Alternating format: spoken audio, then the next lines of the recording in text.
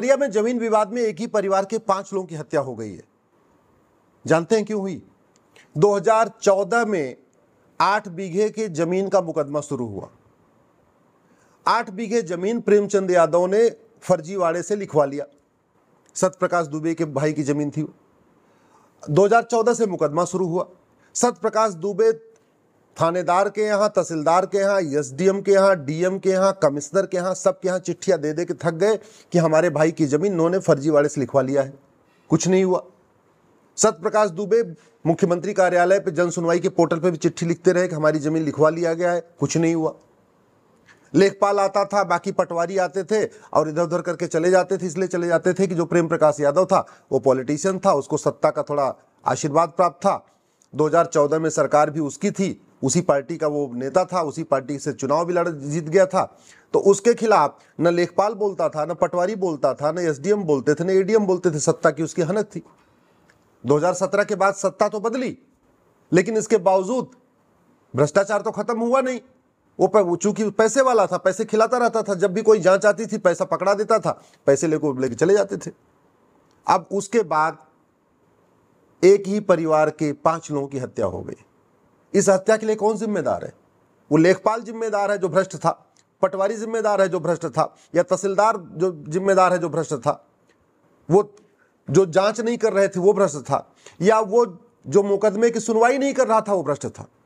मैं बार बार कह रहा हूं, इस सड़ी हुई न्यायिक व्यवस्था के कारण, सड़े हुए कानून के कारण भारत में लाखों लोगों की हत्या हो रही है। अगर 1 घंटे के अंदर मुकदमा दर्ज हो गया होता, 1 महीने के अंदर जांच पूरी हो गई होती, 1 साल के अंदर मुकदमे का फैसला हो गया होता, तो 2014 में मुकदमा शुरू हुआ, 2015 में फैसला आ गया होता, ये मर्डर ही नहीं होता। ये मर्डर इसलिए हुआ है कि हमारी पुलिस व्यवस्था सड़ चुकी है, न्यायिक व्यवस्था सड़ चुकी है और पूरा तंत्र भ्रष्ट हो चुका है। आप केवल पैसा खिलाइए, किसी के नाम पे आधार बनवा लीजिए, पैसा खिलाइए, किसी के नाम पे राशन कार्ड बनवा लीजिए, पैसा खिलाइए और किसी की जमीन किसी के नाम करा लीजिए। तहसील तो भ्रष्टाचार के अड्डे बन चुके हैं। वहां पे सब कुछ फर्जी होता है। फर्जी फोटो खिंच जाती है, फर्जी साइन हो जाता है, फर्जी जमीन की रजिस्ट्री हो जाती है, फर्जी पूरा लेन देन हो, सब कुछ फर्जीवाड़ा होता है। आज भी 5 लोगों की हत्या हो गई है।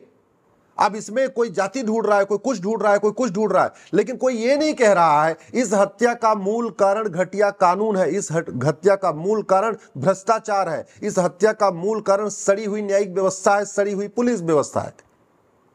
जब तक ये गुलामी के कानून खत्म नहीं होंगे, मैं बार बार रिपीट कर रहा हूं, जब तक ये 1861 का पुलिस एक्ट चलेगा तब तक पुलिस ऐसे ही रहेगी जैसे आज है। जब तक 1872 का एविडेंस एक्ट खत्म नहीं होगा तब तक मुकदमों का फास्ट जल्दी फैसला नहीं होगा।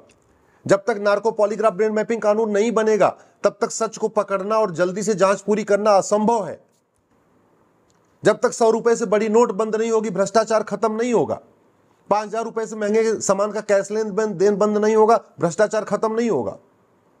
जब तक जुडिशियल चार्टर नहीं लागू होगा कि 1 साल के अंदर मुकदमे का फैसला करना ही करना है, चाहे वो तहसीलदार हो, चाहे एसडीएम हो, चाहे एडीएम हो, चाहे म्युनिसिपल मजिस्ट्रेट हो, चाहे डिस्ट्रिक्ट जज हो, चाहे हाई कोर्ट जज हो, चाहे सुप्रीम कोर्ट जज हो, 1 साल के अंदर मुकदमे का फैसला करने के लिए जब तक जुडिशियल चार्टर लागू नहीं होगा, ऐसे हत्याएं होती रहेंगी, बलात्कार भी होते रहेंगे, मर्डर भी होता रहेगा, चोरी भी होती रहेगी, झपटमारी भी होती रहेगी, जमीन के लिए ऐसे लाठी डंडे चलते रहेंगे। आज की डेट में जो सही व्यक्ति होता है वो थाने जाने से डरता है, मुकदमा लड़ने से डरता है, उसको लगता है मुकदमा हो जाएगा, सालों साल चलता रहेगा, इसलिए बिस्वा दो बिस्वा अपना नुकसान भी सह लेता है, लेकिन कोर्ट नहीं जाता।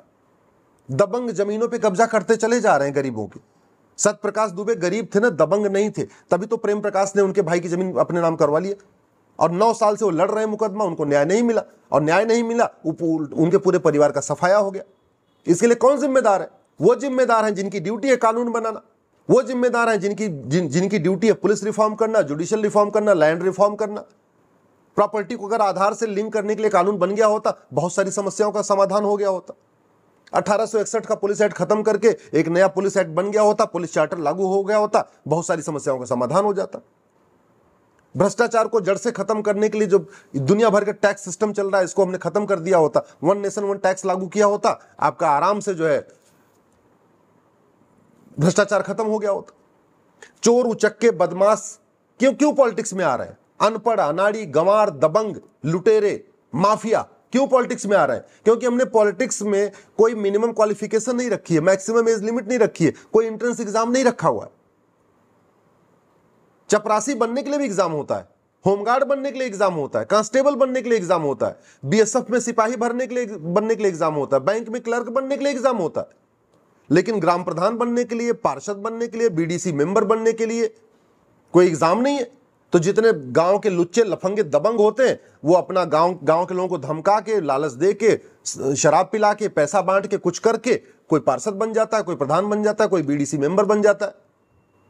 थोड़ा और पैसा आ जाता है, फॉर्च्यूनर वगैरह खरीद लेते हैं, उसके बाद फिर विधायक बन जाते हैं पैसे से टिकट खरीद के।